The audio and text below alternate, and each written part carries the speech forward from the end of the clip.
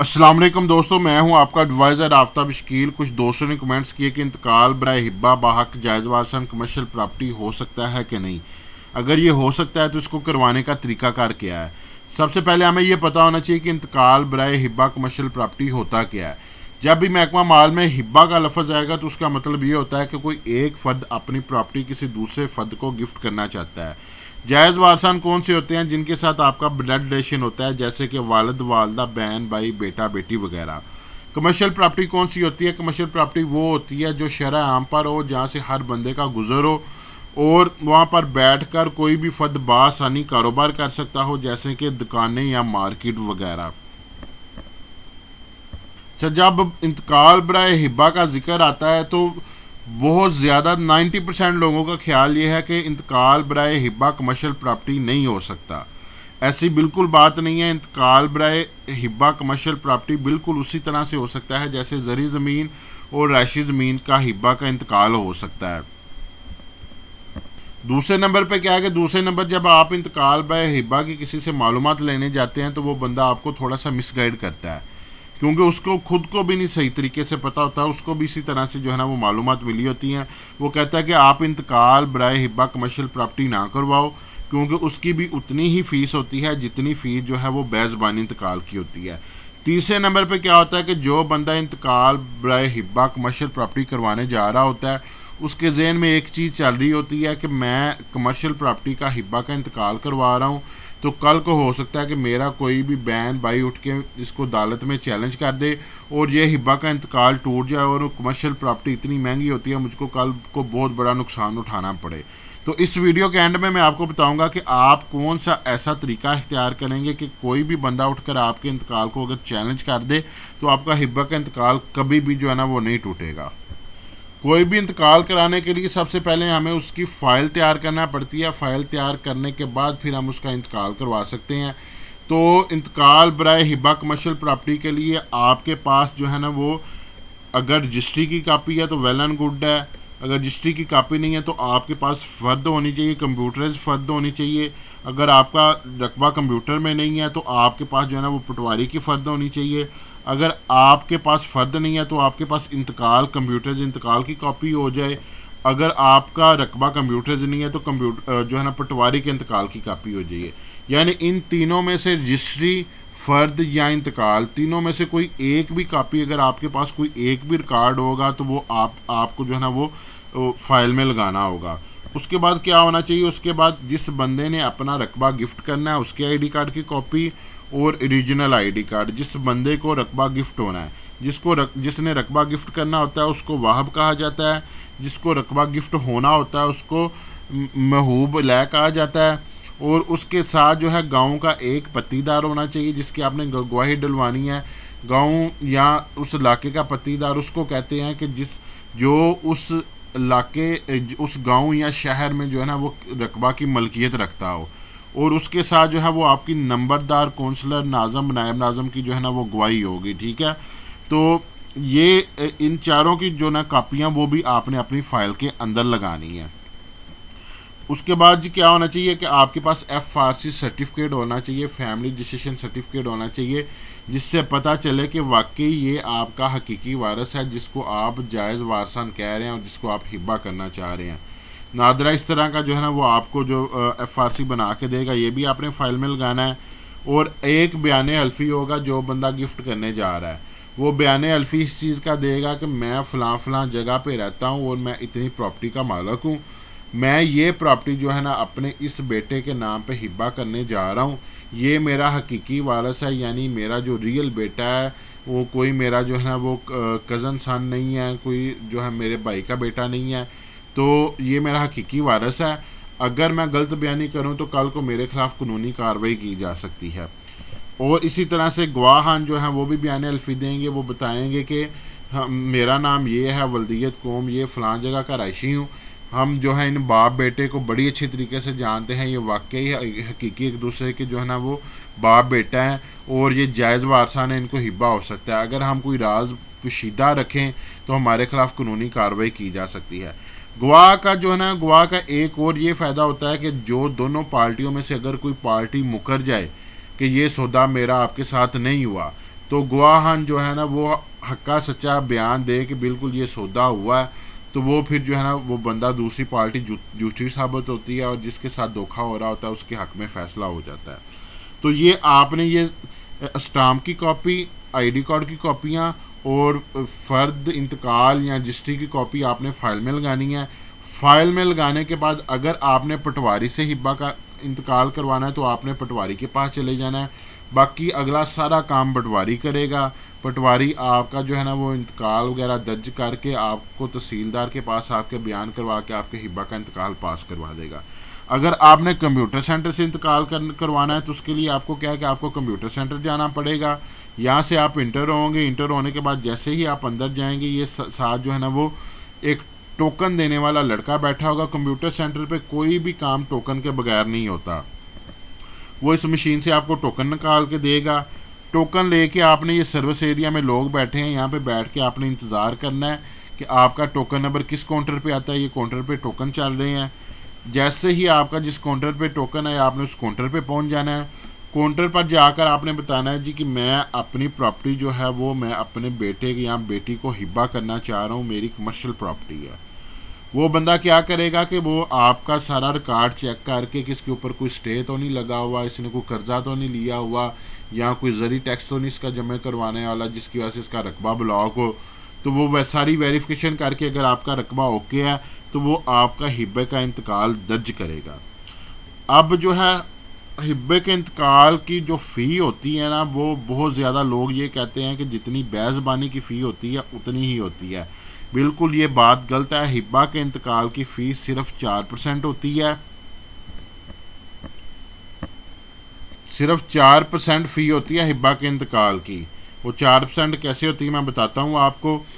हिब्बा के इंतकाल का जो रेट निकाला जाता है वो डीसी रेट के मुताबिक निकाला जाता है, यानी जो गवर्नमेंट ने शेड्यूल रेट भी कहते हैं इसको, वैल्यूएशन खसरा वैल्यूएशन रेट भी कहते हैं और इसको डीसी रेट भी कहते हैं। ये तीनों एक ही चीज़ के नाम है। तो गवर्नमेंट ने एक शेड्यूल जो है ना वो हर साल जो है मेंशन किया होता है कि इतने से कम जो है ना कोई भी रकबा सेल नहीं हो सकता और उसके बिहाफ पर ही गवर्नमेंट जो है वो आपसे टैक्स लेती है।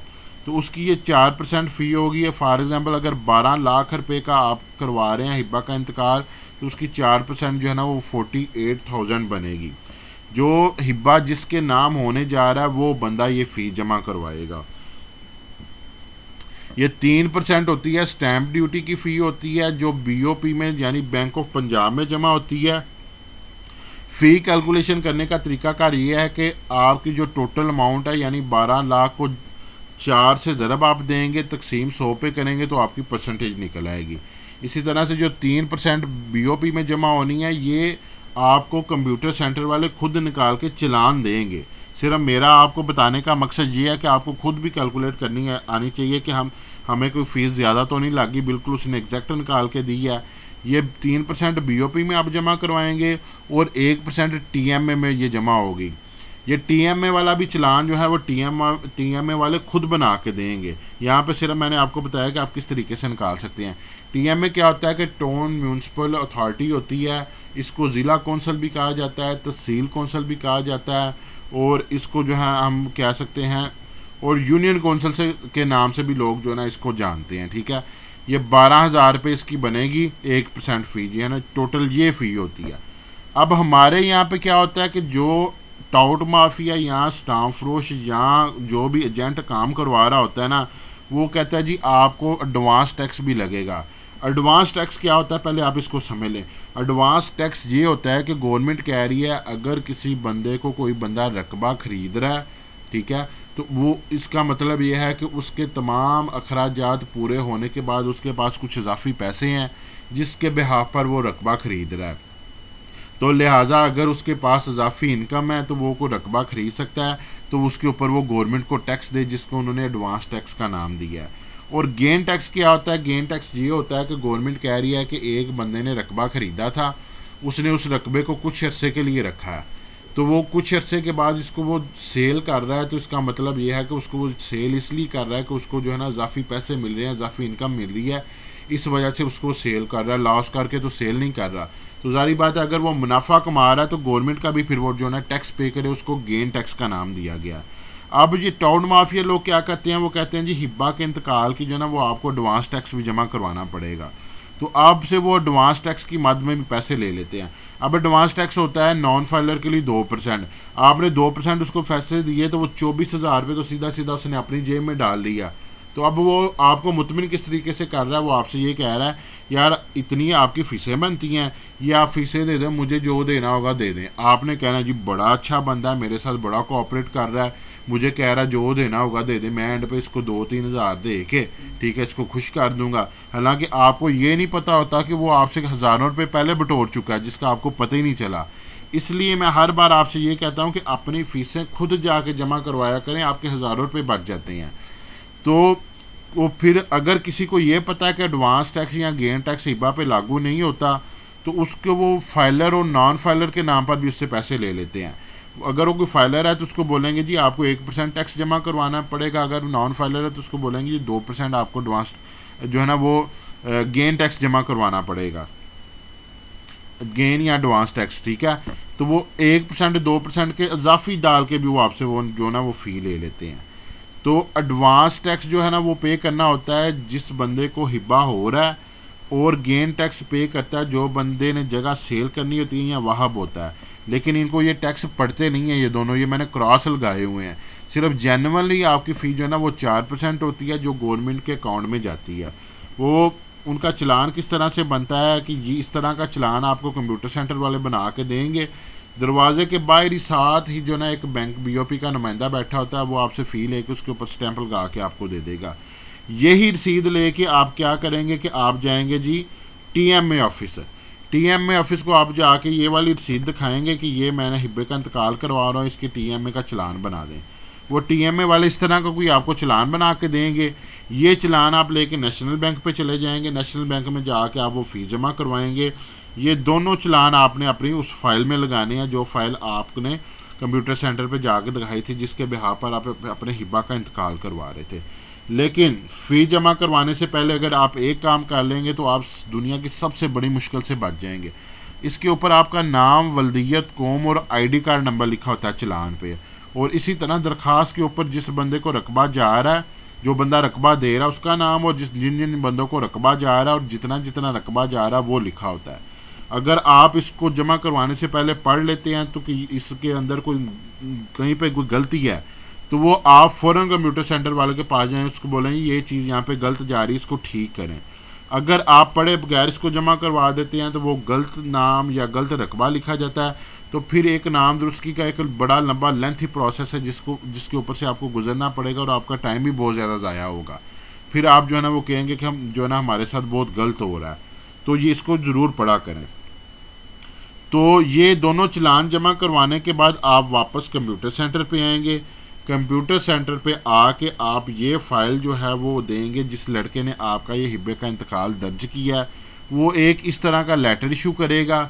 वो लेटर जो है वो आप ADLR यानी असिस्टेंट डायरेक्टर लैंड रिकॉर्ड से इसको साइन करवाएंगे, और ये साइन करवा के आपकी फ़ाइल में लगेगा, ठीक है। और ये फ़ाइल बजरिया डाक पटवारी के पास जाएगी। पटवारी क्या करेगा कि इसका शजरा बनाएगा। शजरा कैसे बनाएगा कि वो आपके गांव आएगा, गांव में आकर उसकी बकायदा तहकीक करेगा, पूछेगा लोगों से वाकई जो फ़लाँ फ़लाँ बंदा उसके कितने बेटे हैं, कितनी बेटियां हैं, ठीक है। तो वो पूछ के इस तरह का एक शजरा बना देगा। वो शजरा फिर फाइल में लगा के बजरिया डाक कंप्यूटर सेंटर वालों के पास आएगा। जब कंप्यूटर सेंटर वालों के पास आएगा तो फिर क्या होगा कि फिर आप जो है वो दोबारा जो है ना कांटेक्ट करके आप कंप्यूटर सेंटर पे आएंगे। इसको बजरिया आप जो है वो यानी अपने बाय हैंड भी पटवारी से बनवा के ला सकते हैं, ठीक है। तो फिर आप वापस कंप्यूटर सेंटर आएंगे, आप जिस बंदे ने गिफ्ट करना है वो आएगा, जिसको गिफ्ट होना है वो आएगा, और अपने दोनों गवाहान को साथ लेके आएगा। वो गवाहान आके असिस्टेंट डायरेक्टर लैंड रिकॉर्ड के सामने पेश होंगे। असिस्टेंट डायरेक्टर लैंड रिकॉर्ड जो है वो बयान लेगा, जो बंदा गिफ्ट कर रहा है उससे पूछेगा कि आप अपनी जगह इसको गिफ्ट कर रहे हैं, जिसको गिफ्ट हो रही है उससे पूछेगा आप ये गिफ्ट एक्सेप्ट करते हैं, और जो गवाहान है उनसे पूछेंगे जी आपकी मौजूदगी में ये अपना लेन देन कर रहे हैं, आप इस चीज़ की गवाही देते हैं जी। वो बोलेंगे हाँ जी हम इस चीज़ की गवाही देते हैं। तो वो उनके बयान रिकॉर्ड करने के बाद वो क्या करेगा कि वो उनका जो है ना वो इंतकाल पास कर देगा। इस तरह की कंप्यूटराइज उनको कॉपी मिलेगी और इसके ऊपर मंजूरशुदा लिखा आ जाएगा। तो इंतकाल पास होने के बाद एंड पे मैंने आपको कहा था कि मैं आपको एक ऐसी बात बताऊंगा जिससे आपका हिब्बा नहीं टूटेगा। अगर आप चाहते हैं कि आपका हिब्बा कोई भी बंदा उठ के चैलेंज कर दे, आपका हिब्बा ना टूटे, तो फिर आपको उसमें क्या करना होगा कि अपने किसी बहन या भाई की उसके अंदर गवाही जो है ना वो डलवानी पड़ेगी।